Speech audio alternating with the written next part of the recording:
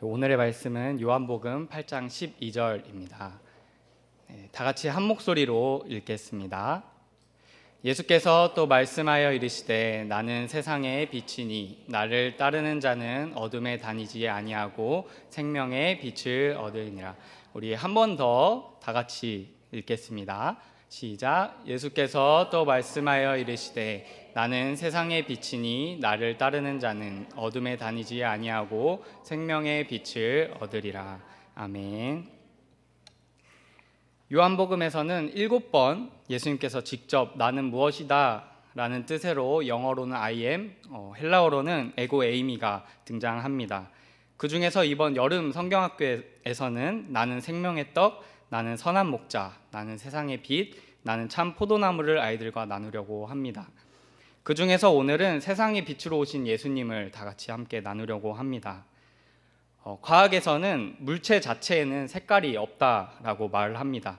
더 쉽게 말하면 물체는 빛이 없이는 그 색깔을 또는 그 물체를 실체를 볼 수 없다라고 말합니다. 예를 들면 빨간색으로 보이는 물체에 노란 색질을 통과시켜 빛을 쏜다면 그것이 주황색으로 우리 눈에 보일 것입니다. 우리 어린 시절 했던 실험을 떠올려 보면 좋을 것 같습니다. 우리 노란 색안경을 끼고 빛 아래에서 빨간 사과를 보게 된다면 더 이상 사과는 빨간색이 아니라 주황색에 가까운 색깔로 우리 눈에 보일 것입니다. 이것은 물체가 빛을 반사시켰기 때문에 일어나는 현상입니다. 어떤 물체든 빛을 반사시키지 못한다면 그 물체의 색깔을 알 수 없습니다. 더 쉽게 말해 빛이 없다면 어떤 물체도 우리 눈에 볼 수 없을 것입니다. 빛은 물체를 비추고 그 물체는 그 빛을 반사할 때 형체와 색깔을 볼 수 있습니다. 빛은 자체적으로 존재하지만 자신만 나타내는 것이 아니라 그 빛으로 다른 사물도 보이게 해줍니다. 이것은 하나님께서 처음 창조하시고 아름답다 말씀하신 빛의 개념입니다. 오늘 말씀 12절에서는 예수님께서 자신을 빛이라 라고 말씀하십니다. 요한복음 12절 외에도 요한은 반복적으로 예수님을 빛이라고 말씀하십니다. 우리 요한복음 1장을 보겠습니다. 요한복음 1장 1절부터 4절을 교독하겠습니다. 태초에 말씀이 계시니라. 이 말씀이 하나님과 함께 계셨으니 이 말씀은 곧 하나님이시니라. 만물이 그로 말미암아 지은 바 되었으니 지은 것이 하나도 그가 없이는 된 것이 없느니라.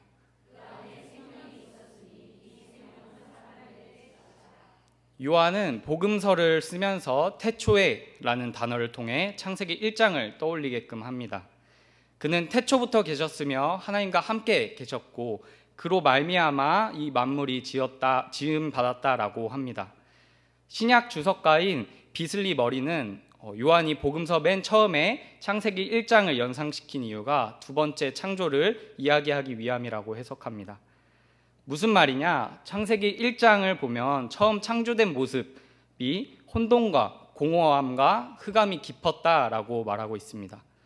혼돈과 공허 그리고 흑암을 히브리어 원어로 나눠서 보게 된다면 혼돈은 토후라는 단어인데요. 또 다른 뜻으로 헛된 것, 무가치한 것이라는 뜻을 가지고 있습니다. 공허함은 보후라는 단어인데요. 정말로 아무것도 없는 텅 빈 상태를 의미합니다. 마지막으로 흑암은 호셰크인데요. 문자적으로는 흑암, 어두움이란 뜻을 가지고 있지만 상징적으로는 무지함, 슬픔을 의미합니다. 빛이 없던 처음 모습은 마치 무가치함과 공허함만이 가득하고 짙은 어둠이 가득한 상태였습니다. 그곳에 하나님은 빛이 있으라고 맨 처음 말씀하십니다.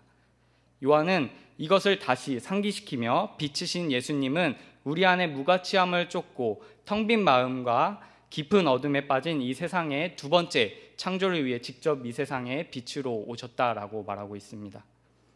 요한복음 1장 4절에서는 예수님 안에 생명이 있는데 그 생명은 사람들 안에 있는 빛이라 라고 말합니다. 요한은 요한복음 1장 14절 통해 이 빛이 성육신하신 예수님이라고 말하고 있습니다. 우리 다 같이 읽어보겠습니다. 말씀이 육신이 되어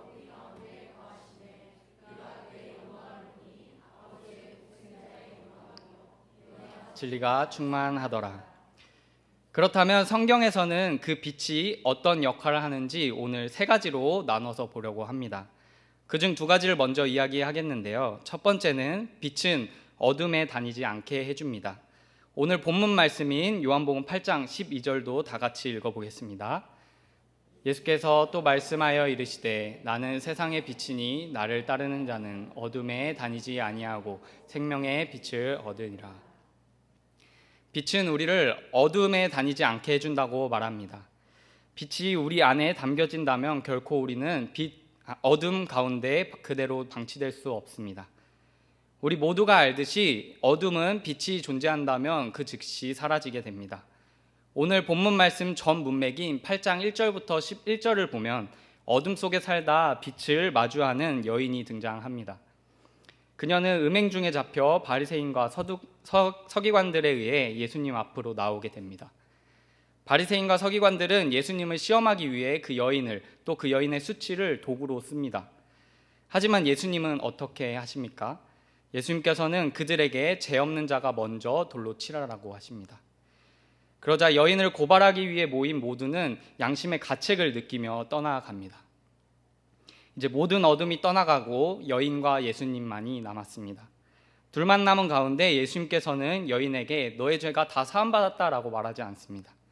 예수님께서는 정죄하지 않겠다라고 말씀하십니다.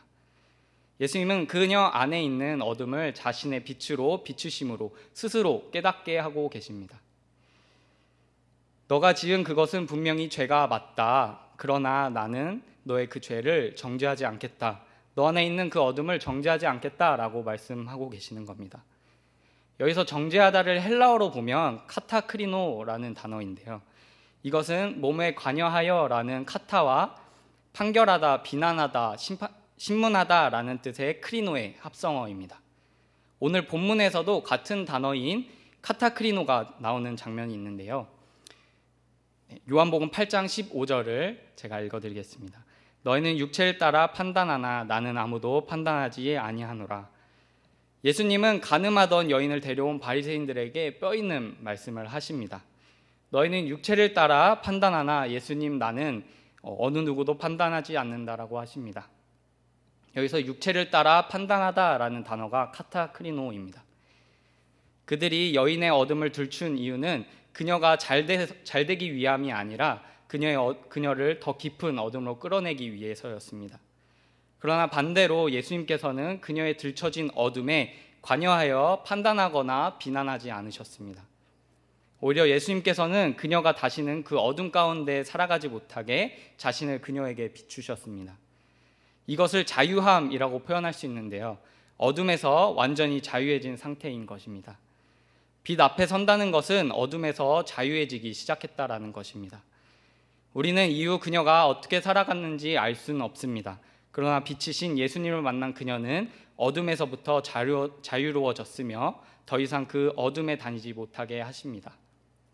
어둠에서 완전히 벗어나 자유할 수 있는 방법은 빛 앞에 나아가 나의 어두움을 드러내는 것입니다. 빛의 역할 두 번째는 어둠이 드러난다라는 것입니다.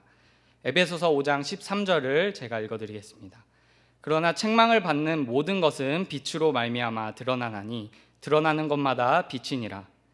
여기서 바울은 어둠을 책망받는 모든 것으로 표현하고 있습니다. 한 구절 더 보게 된다면 요한복음 3장 20절을 다 같이 한번 읽어보겠습니다. 그러나 악을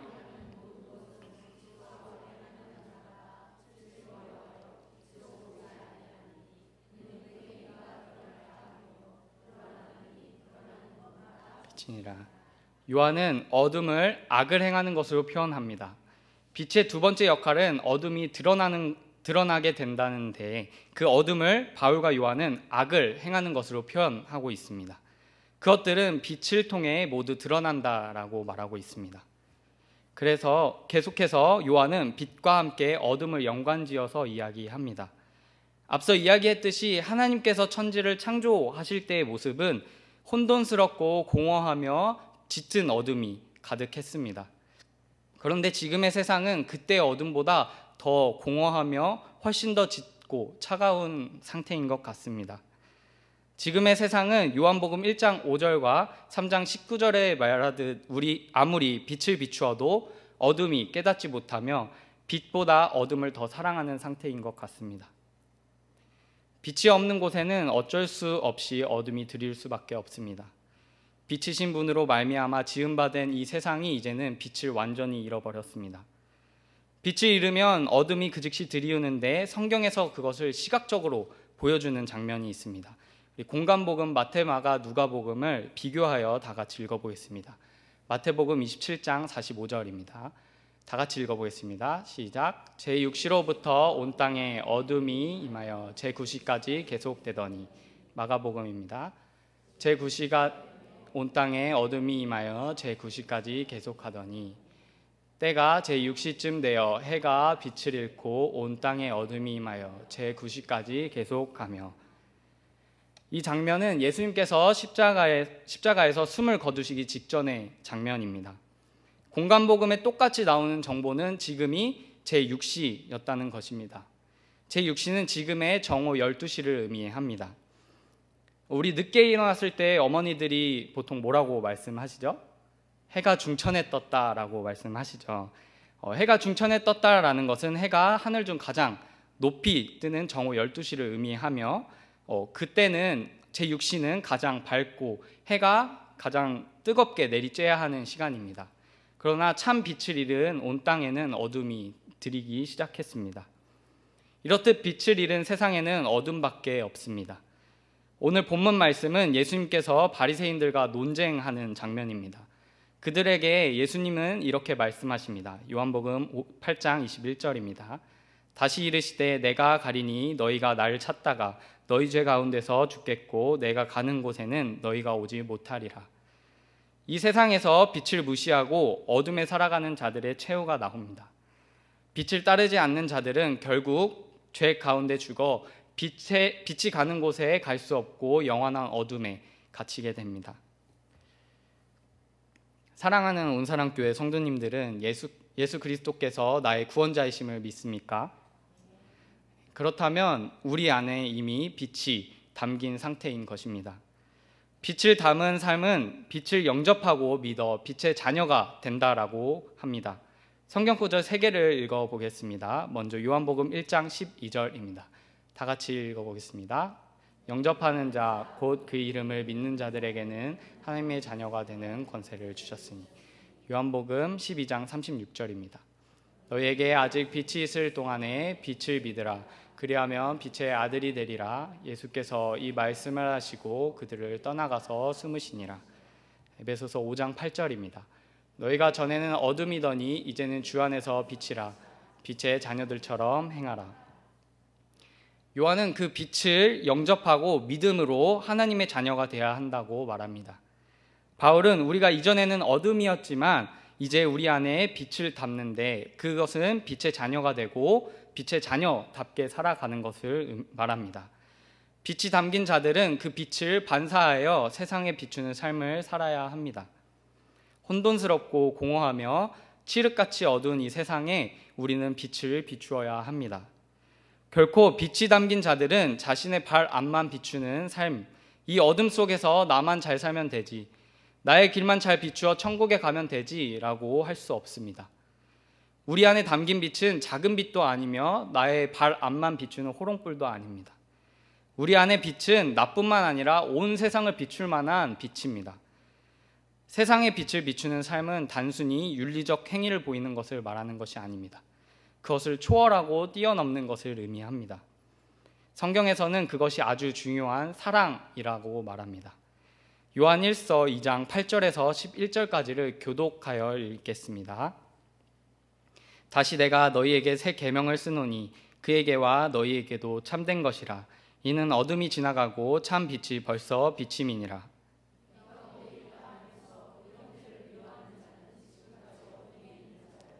그의 형제를 사랑하는 자는 빛 가운데 거하여 자기 속에 거리낌이 없으나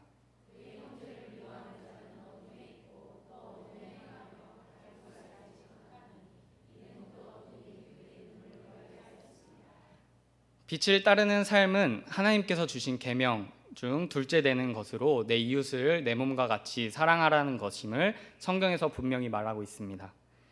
이웃을, 특히 나를 힘들게 하는 원수를 사랑하는 것은 어떤 것보다 어려울 것 같습니다. 그가 우리를 죽기까지 사랑했듯이 우리도 그 빛을 따라 살아가야 합니다. 이 일은 결코 우리의 힘과 능력으로 할 수 있는 일이 아닙니다. 그렇기에 우리는 모든 영역에서 우리 안에 담긴 빛을 의지하며 도움을 구하며 살아가야 합니다. 우리 안에 빛을 담았다는 것은 그 빛이 우리의 갈 바를 알려준다라는 것입니다. 이것이 빛의 역할 세 번째입니다. 빛은 우리가 어디로 가야 하며 어떻게 살아야 할지 알려줍니다. 우리들은 그 빛을 닮아가야 하며 그 빛을 따라 나가야 합니다. 신구약에서도 어둠에 살다 빛을 따라 살아간 두 사람을 보려고 합니다. 먼저 신약에서 어둠 가운데 있다가 빛을 만나 빛을 닮는 삶을 산 인물이 있는데요. 그는 우리가 너무나도 잘 아는 사도 바울입니다. 사도 바울은 어느 누구보다 짙은 어둠 속에서 살아가던 사람이었습니다. 바울은 유능한 사람이었으며 유대교이자 바리새파이기도 했고 로마의 시민권까지 가진 당시의 누구에게도 존경받을 만한 사람이었습니다. 그러나 진리를 알지 못해 예수님을 믿는 자들과 그 빛을 전하는 자들을 박해했습니다. 그랬던 그가 이번에도 어둠의 일을 하기 위해 다메섹으로 가던 중 빛을 만나게 됩니다. 사도행전 9장 3절입니다.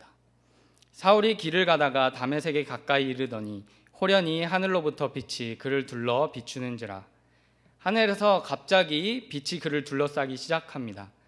그는 빛 가운데 완전히 둘러싸여 더 이상 그에게서 어둠을 볼 수 없었습니다. 예수님은 그에게 갈 길을 알려주십니다. 어둠이 아닌 빛을 닮은 그에게 빛을 따르는 삶이 무엇인지 알려주십니다. 빛을 만난 이후 바울은 어떻게 됩니까? 바울은 3차에 걸쳐 선교여행을 떠납니다. 그의 선교여행은 유럽과 아시아의 역사를 바꾸었다고 말할 수 있을 정도로 그가 다닌 지역들의 복음을 전하며 살아갔습니다. 신약성서 27권 중 13권이 바울이 쓴 서신이며 지금의 우리에게도 복음을 전달하는 자가 되었습니다. 구약에서도 어둠에 살다 빛을 발견하고 빛을 따르는 자가 있는데요. 바로 모세입니다. 모세는 애굽의 왕자였으나 자신의 실수로 인해 사람을 죽이고 도망자 신세로 미디안으로 도망칩니다. 그는 그곳에서 40년간 도망자 신세, 살인자의 신분으로 살아가야만 했습니다. 누구도 그가 살인자, 도망자인지 모를 수 있지만 스스로는 끊임없이 자신 안에 어둠을 쌓고 계속해서 살아갔을 것입니다. 모세는 부러울 것 없던 왕자였지만 이제는 양떼를 치는 목자가 되었습니다. 그뿐만 아니라 아들의 이름을 통해 자신이 낯선 곳에 나그네다라고 칭합니다. 출애굽기 2장 22절 다 같이 읽어보겠습니다. 시작. 그가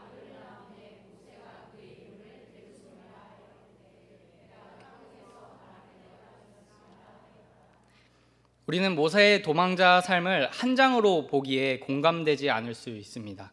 그러나 모세는 40년이라는 시간 동안 스스로 완전히 무너진 삶, 똑같이 반복되는 삶 속에서 희망도 어떤 빛도 찾아볼 수 없었을 것입니다. 그런 그의 앞에 충격적인 일을 마주하게 됩니다. 바로 떨기나무에 붙은 불입니다. 그 불은 단순히 타는 불이 아니었습니다.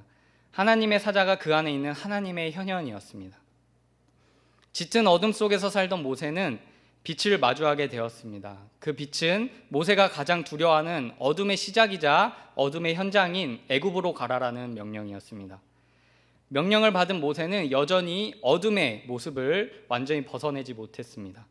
출애굽기 4장 13절에서는 모세가 이르되 오 주여 보낼 만한 자를 보내소서. 모세는 소극적이고 바닥난 자존감을 보여줍니다. 이후 모세는 7번에 걸쳐서 계속해서 갈 수 없음을 변명하고 핑계댑니다. 그러나 그럴 때마다 하나님은 모세에게 힘을 주시고 너와 함께 하겠다라고 말씀하십니다. 이후 모세는 어떻게 됩니까? 아론과 함께 자신의 민족 이스라엘을 애굽에서 건져냅니다. 애굽에서 나온 후에도 모세는 불기둥과 구름기둥을 의지하여 나아갑니다.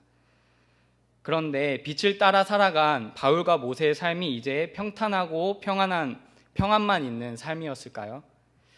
빛을 담고 빛을 따라 살아가는 그들을 맞이하는 것은 평탄함과 평안한 삶이 아닌 옥살이와 죽이려고 달려드는 사람, 그리고 거대한 홍해였습니다.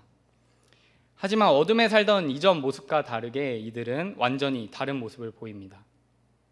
사도 바울은 옥살이 중에서도 자신이 만난 빛이신 예수님을 전하고 또 그를 찬양합니다.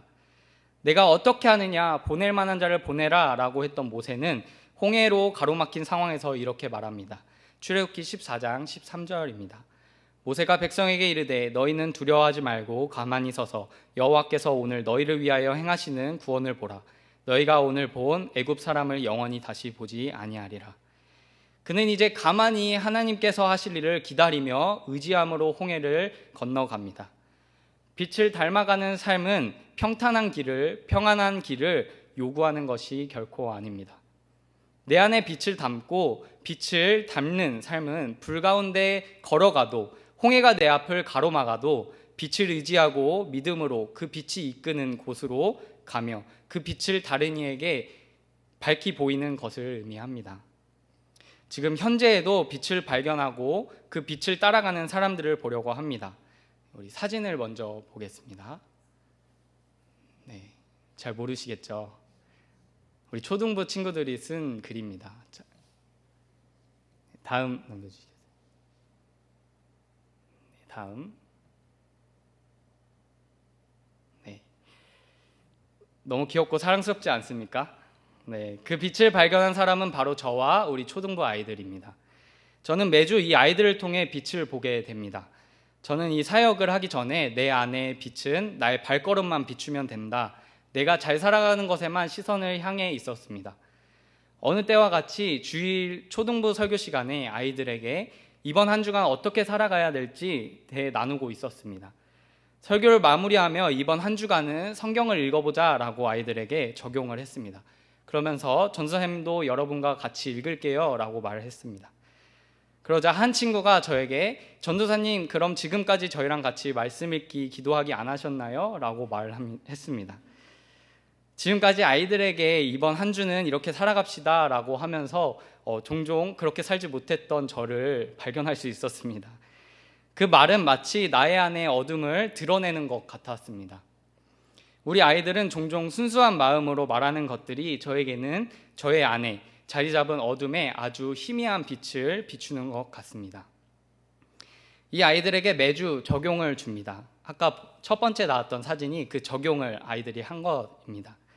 그것을 위해 우리 선생님들도 매주 체크하고 함께 들은 말씀을 삶에서 살아내려고 노력합니다. 저는 아이들이 말씀에 반응하는 모습을 보고 매주 조금씩 빛의 자녀들처럼 살아내려고 하는 모습을 통해 제가 더 도전을 받고 그들 안에 그리고 함께 내 안에 빛을 발견해 나갑니다. 사랑하는 성도님들, 우리 안에는 이미 그리스도의 빛이 있습니다.